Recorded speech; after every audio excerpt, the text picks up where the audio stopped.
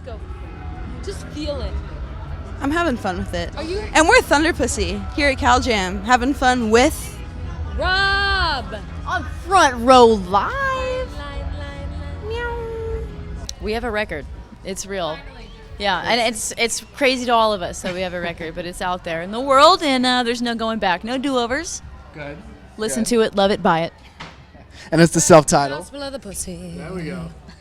Now, what I liked about this record is it's produced by Sylvia, a female producer. I don't get to hear about many female producers out there, which is kind of disappointing. Yep. But, you know, talk to me about going into the studio with Sylvia and creating this record. What was that like?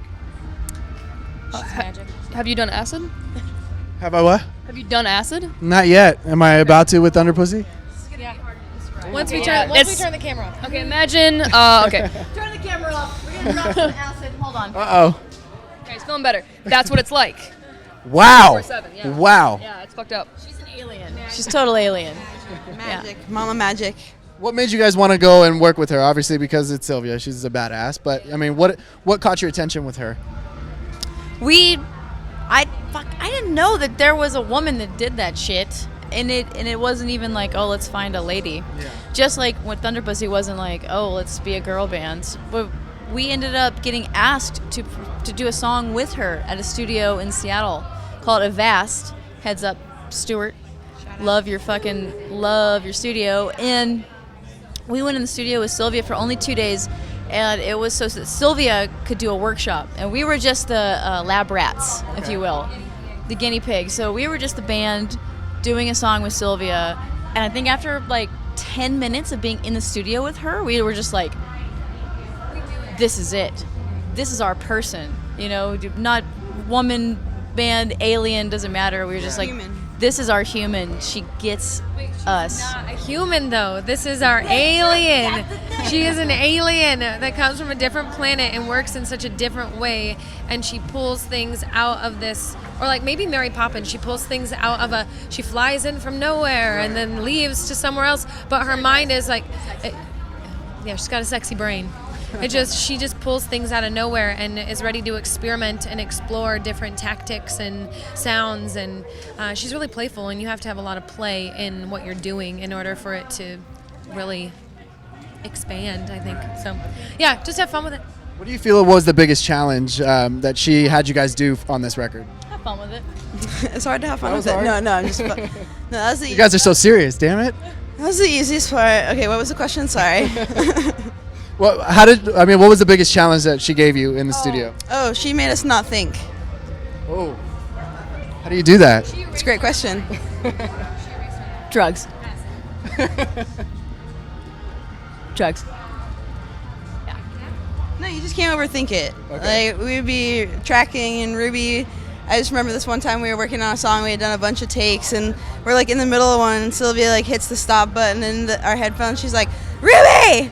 And Ruby's like, "What?" Like, I'm so annoyed about doing this song. She's like, "Are you thinking?" And Ruby's like, "Yes, Sylvia, I'm thinking." She's like, "Stop! Drummers don't think." You know? You know what I'm saying? You know that one down. Yeah. Stop thinking. Mm-hmm. Yeah, so what was that like for you? I don't think anymore, so I can't answer questions. Next question. Erase. All right, so which song on this record kind of challenged you guys the most? Ooh, do I say it? Yes, okay. please do. Gentle Frame. Not everybody was on board with that song, and Sylvia pushed, and she made sure that we never gave up on it, and instead kept going back to it every day. And then it came out. It came out more exciting than we had expected. Yeah. But that was one that, not everyone was as enthused on. What was wrong with the song? Why didn't you guys want to be part? Wrong with it necessarily. Like you see, like your children, you can't be like, We're actually airing it out right now. Shit. oh, that's a little. That's Larry with a droopy eye. Yeah, you love all your kids, but some of them more than others. You know what I mean? But you can't say that out loud. I don't know. I mean, then we got Larry with a droopy eye over here. He walks a little slow. We don't know why. It's our mothers, so That was a stressful child. yeah. Yeah. It took a long time time to write it. We wrote it in the studio, so it wasn't a song that we came prepared with. It was a song that Sylvia like kind of heard us riffing, and she was like, "That's a thing. Figure it out." And we're like, "No, don't make us figure it out." And she's like, "Figure it out."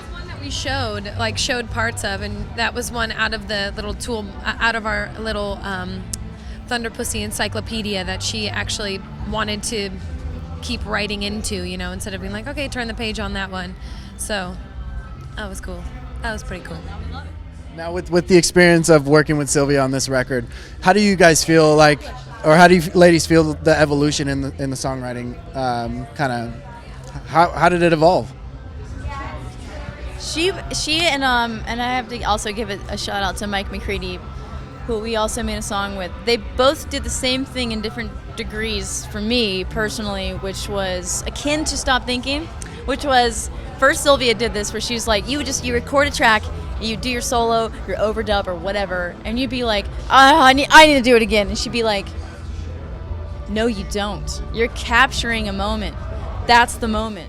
That raw moment. You can do this forever, but you're done. And Mike's the same way. And when it happened the second time when we recorded with Mike, I was like, that's what Sylvia said. I'll be damned. This is a thing. It doesn't have to be perfect. Yeah. It also goes back into the stop thinking, overthinking. I think something we learned in general is like, we always say, just feel it out. We'll feel it out. Like, it'll come, or just improvise on it, or just riff on it. But then when we get into the studio, immediately our brain changes, like, it has to be perfect. It has to be this way. But there really is no such thing as perfection. It's the feeling behind. It's the emotion. It's what you capture in a moment when you think you're not going to capture it, right? So. And she made it fun. Don't think it. Don't think about it. Don't overthink. Really fun. You'd be in the middle of something and she'd just like, no, let's do it this way. And you'd be like, I thought we just spent an hour setting up to do it that way. And she goes, no, but I just thought about, let's do it the other way. And you'd be like, fuck, let's do it the other way. It was really fun. How did that kind of mindset change the way that you guys perform live, or even consider like your live show today? I don't think they relate for me. No? No, it's two completely different worlds, recording and performing. Recording is a very, I don't know, you're creating. You're still creating a performance, but it's more impulse than, overthought execution. Well, there's no editing, right? You do. Once we get on the stage, what it is what it is. What happens there, and like that's the beauty of performance. That's the beauty of real time, and that's something that we really like to kind of talk about more. Is you have to show up. Performance is important, and then the studio is something where you can really hone in on certain ideas and embellish and There's no cameras in your elaborate. face and screaming fans while you're recording. I'm your screaming fan. How you feel about that, Whit? Hate you. So today you guys are here at Cal Jam, and this is the kickoff of the upcoming tour. Damn, that was a nice kick. You sound like a rock star.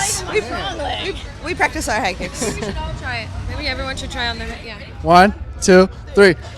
Oh, I thought I was going to kick someone. No, it's not okay. Oh, rock star status. I like that. So what can we expect on this upcoming tour? It kicks off October 9th, I believe. And some of that. And you guys are also going to be doing some shows with the Struts as well. So talk to us a little bit about this upcoming tour. It's a long one. We're going to Florida for we're hitting a bunch of places for the first time that we've never hit. Florida, Nashville. We've toured a lot. It's the end of the year. Shit's gonna get so weird. I'm sorry. I'm just saying it out loud. It's gonna get really weird. Baby Gators. Oh, let's bring the inflatables out. Yeah, the inflatables might come out. Okay, yeah. The stage show might shift. What do you think, Ruby? What do you think? Oh, yeah, it's getting weird.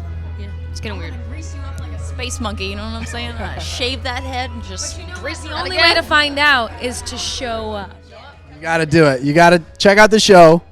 You got to get the self-titled album that's out now. Practice your high kicks, because you might want to actually do. That was really good. Thanks, you guys. I appreciate that. Dang. I'm going to go home and practice my kicks as well. So when I see you guys on tour, I might have to do that as well. All right, guys. Rob here, hanging out with Thunderpussy at Cal Jam. Thanks so much. Pick up their new album. It's out now. And thanks for watching on Front Row Live.